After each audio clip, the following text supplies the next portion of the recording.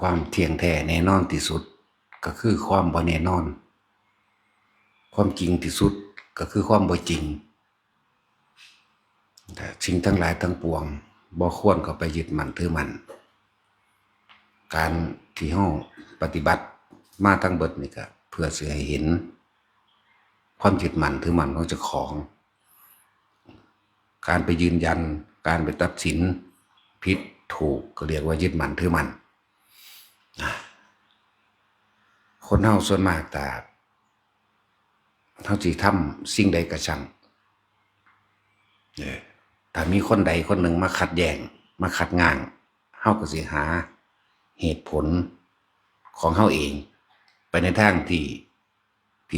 ไม่ยืนยันว่าตัวเองทำถูกนั่นเองเหมือนกันกับคนที่มาขัดง้างขัดแย้งว่าเฮาทำผิดเขาก็สิหาเหตุผลของเขามาในทางเพื่อสิขัดง้างเหมือนกันนั่นแหละฟังแล้วก็เป็นตะงงที่จริงบ่ต้องงงดอกการปฏิบัติธรรมของเฮาทั้งเบิดนี่โดยภายในนี่เฮาบ่เคยคิดทำลายเบียดเบียนผู้ใดผู้หนึ่งให้เสียชีวิตและทรัพย์สินตลอดทั้งคนและสัตว์แต่ว่าการกระทำทั้งหลายที่แสดงออกไปโดยรูปธรรมวัตถุการกระทำต่างๆคนส่วนหลายก็สิเข้ามาตัดสินว่าผิดว่าถูกว่าควรว่าบ่ควรก็แล้วแต่ว่าเฮานั้นบริสุทธิ์ใจโดยการกระทำว่าประโยชน์ถึงไผสิบ่เห็นประโยชน์ก็เป็นเรื่องของเขาแต่ว่าเฮาก็เฮ็ดไปนะเฮ็ดไปเรื่อยๆอันใดคำว่าประโยชน์นี่ถ้าคนอื่นเขาบ่ได้ประโยชน์เขาก็สิว่าเป็นโทษถ้าเขาได้ประโยชน์เขาก็ว่าเป็นประโยชน์นั่นเป็นเรื่องของคนแต่ว่าเรื่องของเฮาคือทำไปเรื่อยๆทำไปจนตายทำไปโดยบ่ได้ยึดมั่นถือมั่นการโต้เถียงก็เพื่อป้องกันตัวเองสำหรับพวกเขาคือการโต้เถียงก็แค่ว่าเป็นการป้องกันตัวเองเพื่อให้เหตุการณ์มันสงบลงได้แต่ว่าบ่ได้ถือเอาความแพ้ผูกอาฆาตหรือความชนะมาเป็นเหตุผลอ้างแหละจังว่าเฮ็ดไปเถอะความดีถึงมันสิบ่มีในพระไตรปิฎกถึงบ่มีในบัญญัติเพิ่นกระทำมาก่อนที่บัญญัติดอกว่าเฮ็ดไปเถอะอีหยังก็ดีว่าตามบ่ทำลายเบียดเบียนให้ผู้ใดผู้หนึ่งเสียชีวิตและทรัพย์สินตลอดทั้งมนุษย์และอมนุษย์ธรรมดานั่นแหละโลกนี้เป็นแบบนี้ผู้ใดยืนยันตัดสินในความผิดก็ติดอยู่ในโลกผู้ใดยืนยันตัดสินในความถูกก็ติดอยู่ในโลกล้วนแล้วแต่เป็นอารมณ์ทั้งหมด สิ่งที่เป็นเหตุแห่งความถูกที่สัตว์ทั้งหลายมันว่าแต่เกิดความรักความอาลัยความห่วงหาความอยากใดดังใจบ่ว่าสิอยากให้ผู้อื่นเป็นไปดังที่ตัวเองยึดว่านั้นถูกแล้วว่านั้นดีแล้วว่านั้นควรแล้วนี่คือทางโลกมันจะเป็นแบบนั้นถึงเฮาสิใส่แต่เนี่ยคนที่ปล่อยว่างคำว่าถูกแล้วดีแล้วควรแล้วเนี่ยก็เพียงแค่สมมุติในการสื่อสารในการคุยกันเนี่ยมันรู้เรื่องหนึ่งเด้เฮ็ดแบบนั้นแหละดีแล้วถูกแล้วแต่ที่จริงเขาบ่ยึดดีแล้วถูกแล้วเด้เพียงแต่ว่าให้กำลังใจหรือแนวทางแต่ความภายในของไผของมันคือความปล่อยความบ่มีอีหยังที่ผิดที่ถูกบ่มีอีหยังที่จริงที่ปลอมในใจของเขาเองสิบ่มีเด้ภาษาโลกเป็นภาษาสมมุติเขาก็ต้องอาศัยสมมุติแต่ว่าวิมุตติบอกไผบ่ได้ความหลุดความพ้นมันก็เป็นเฉพาะตนของไผของมันเขาบ่ยืนยันตัดสินว่าผู้ใดหลุดพ้นบ่หลุดพ้นบ่ฮู้อันนั้นตัวเองสิเป็นผู้ยืนยันตัดสินตัวเองเพราะความรู้สึกของไผของมันนั่นน่ะมันผู้ใดเข้าใจความรู้สึกของผู้นั้นได้เด้ตัวเขาเองนั่นแหละรู้จักความรู้สึกพอใจและบ่พอใจในตนเองส่วนคนอื่นไม่ได้รู้ลึกทำเฮาได้จุดนั้นนี่แหละจุดสูงสุดจุดสำคัญของนักปฏิบัติทั้งหลายก็เลยว่าบ่ต้องให้ผู้ใดมายืนยันตัดสินดอกตัวเองนั่นแหละสิเป็นผู้ยืนยันตัดสินตัวเองว่าอารมณ์พอใจหรือบ่พอใจยังมีบ่ เนี่ยเฮาสิถิ่มทุกอย่างบ่มีถิ่มความบ่มีแล้วก็ถิ่มความบ่เป็นจุดคือว่าที่บอกอยู่เรื่อยๆว่าที่ทุกคนมาทานนี่รักษาศีลนี่ปฏิบัติธรรมนี่เพื่อหยังให้ได้หยังบ่ได้หยังจักอย่างเป็นหยังบ่เป็นหยังจักอย่างมีหยังก็บ่มีหยังจักอย่างอีกทั้งบ่ได้บ่ดีบ่มีบ่เป็นอีหยังเฮ็ดไปจังซี่ล่ะนะเฮ็ดไปเรื่อยๆเครื่องเล่นเครื่องอยู่ของเฮาก็มีก็คือการทรงฌานเจริญฌานเมื่อมันเต็มกำลังจิตมันตั้งมั่นมันก็เป็นของมันเองดอกบอกว่าสร้างเหตุให้ดีที่สุดเหตุของเฮาก็คือลมหายใจนั่นแหละในความรู้สึกในกายนั่นแหละทรงฌานเจริญฌานโดยลมหายใจเป็นบาทเป็นฐานกายเวทนาจิตจิตเวทนากายอยู่ในความรู้สึกในกายจุดเดียวอันเดียว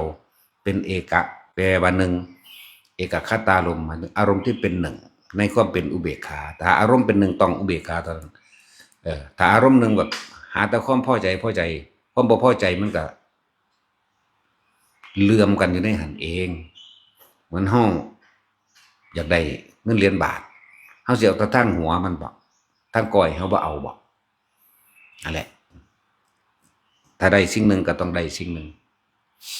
มันก็ต้องติดตามกันมาเหมือนกันกับเหรียญน่ะมันก็มีหัวกับก้อยถ้ามีพอใจความบ่พอใจก็มีนะมานำกันแต่ถ้าอุเบกขาเราบ่มีหยังเด้จังว่าพยายามอยู่ในตนเองว่าต้องไปสนกับผู้อื่นหรอกก็ยังว่าบ่สนกับผู้อื่นแต่ว่าเฮาก็บ่ไปเบียดเบียนไปทำลายนะแต่ว่าเฮาก็บ่ยอมให้ไผมาทำลายเฮาคือกันนั่นแหละแต่ว่าการโต้เถียงก็แค่ว่าปกป้องตนเอง เป็นธรรมดาคนทางโลกเขาเบียดเบียนเขาก็บ่ได้เข้าใจว่าเขาเบียดเบียนตัวเขาเองหรอกเขาเข้าใจว่าเขาถูกเขาจึงแบบนั้นแบบนี้แต่เฮาเอาตัวไม่ทำร้ายเบียดเบียนผู้ใดผู้หนึ่งเสียชีวิตมาเป็นตัวประกันตัวเองนะบ่ทำลายส่วนเขาสิว่าทำลายส่วนเขาสิว่าเบียดเบียนก็เป็นเรื่องของคนผู้นั้นแต่มีการโต้เถียงกับโต้เถียงเพียงประสานสมานมิตรหรือให้เหตุการณ์สงบลงได้แล้วก็แล้วไปนะจึงบอกว่าอยู่เรื่อยๆนั่นแหละไอ้นั่นนี่เน้นย้ำการอยู่รวมหมู่คณะก็ต้องมีความมักสมานสามัคคีกันเวลาผู้ใดผู้หนึ่งสินินทากันให้ตักเตือนกันอัตโนโจทยัตตานังจงเตือนตนด้วยตนเองที่นี่ในเมื่อคนมันบ่รู้ว่าเตือนตนด้วยตนเองไปก็ต้องอาศัยแว่นทรงธรรมแว่นทรงธรรมก็คือคำบอกโดยความหวังดีโดยความเมตตากรุณามุทิตาต้องมีอุเบกขาที่เมตตาตักเตือนกันแล้วจึงเรียกว่าแว่นทรงธรรมได้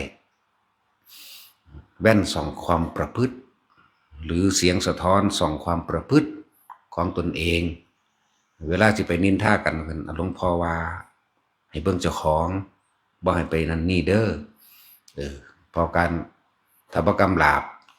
จิตใจกันไว้บางคนมันบ่รู้เนาะก็เลยต้องมีการตักเตือนให้เกิดสติระลึกได้แม่นความเพิ่นได้น้อนะนั่นแหละถึงว่าเวลาสินินทากันคนนั้นคนนี้การนินทาแล้วก็สิแยกออกเป็น2ฝัก2ฝ่าย3ฝ่ายเข้าไปเลยแล้วก็สิหาสมัครพรรคพวกแล้วก็เกิดการโต้เถียงรุนแรงเกิดความเสียหายเสียหายเจ้าของนั่นแหละแต่สิเว้าถึงจริงๆความเสียหายจริงๆคือเสียหายเจ้าของเด้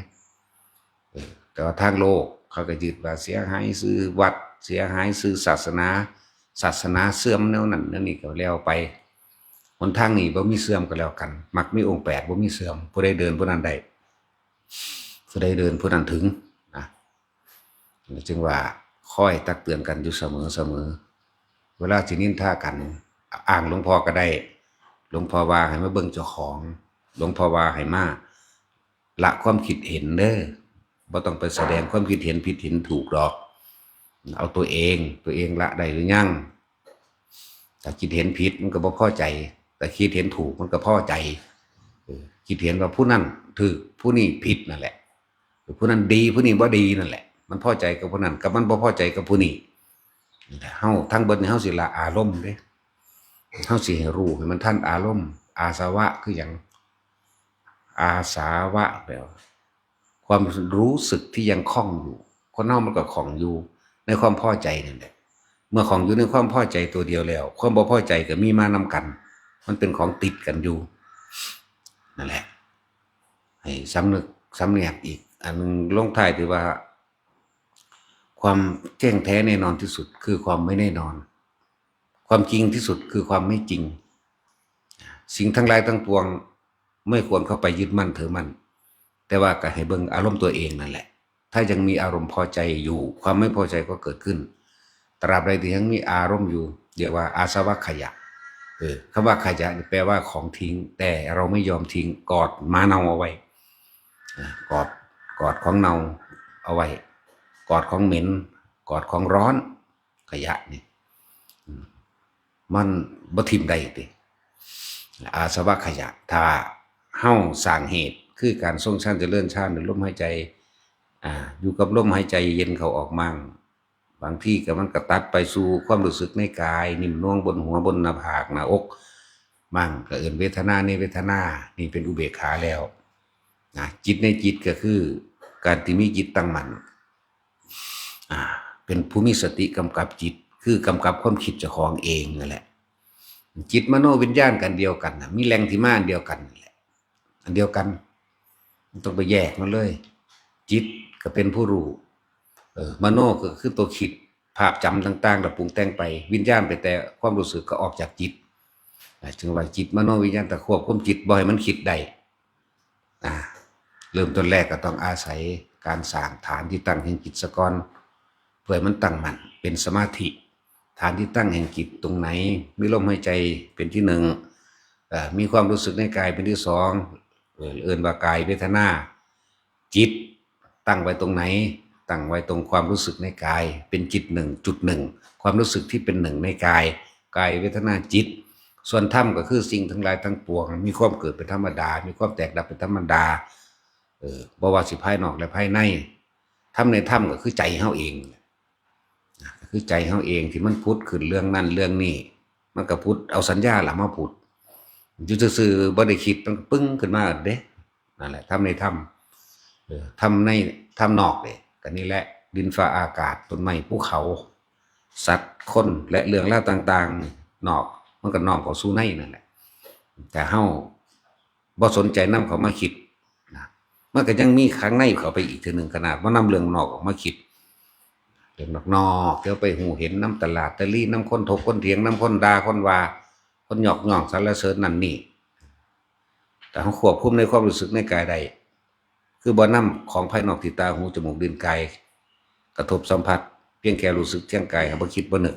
แต่มันก็ยังเข้าไปสู่จิตในจิตอันเป็นจิตตสังขารที่มันสังสมไว้ในอดีตการยาวนานหลายอสงไขยมันก็ยังพุทธขึ้นมาเอาเองได้เมื่อพุทธขึ้นมาเอาเองได้ถ้าเฮาเข้าใจและมั่นใจอยู่ตัวหนึ่งความรู้สึกในกายนิ่มน่วงอยู่หน้าผากอยู่หัวกระสร้างความคิดมันสิเกิดขึ้นเกิดเลยเกิดอย่าห้ามให้ปล่อยนั่นแหละถ้ามันปล่อยจิตตสังขารตัวนั้นขึ้นมาได้มันก็เกิดกลายเป็นว่าสังขารุปเปกขายานว่างเฉยกับความคิดที่มันเกิดขึ้นความคิดก็คือความคิดจิตกับผู้รู้กับจิตสติกับผู้รู้สติกันเดียวกันนั่นแหละ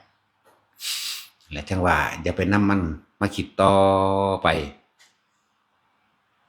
ภายนอกเฮาว่างใดแบบใดภายในเฮาก็ว่างใดแบบนั้นแหละเป็นธรรมดาสมมุติก็อาศัยวิมุตติก็อาศัยสมมุติแต่สิ่งทั้งหลายทั้งปวงในที่สุดแล้วไม่ควรเข้าไปยึดมั่นถือมั่นจึงให้ทุกคนเอาอารมณ์ความรู้สึกของตัวเองเป็นเครื่องวัดตัวเองบ่มีผู้ใดมาวัดให้เด้มันบ่แม่นประหลอดวัดไข่มันบ่แม่นไม้บรรทัดวัดมรรคผลนิพพานได้ตัวเองวัดตัวเองเด้อนั่นแหละพอ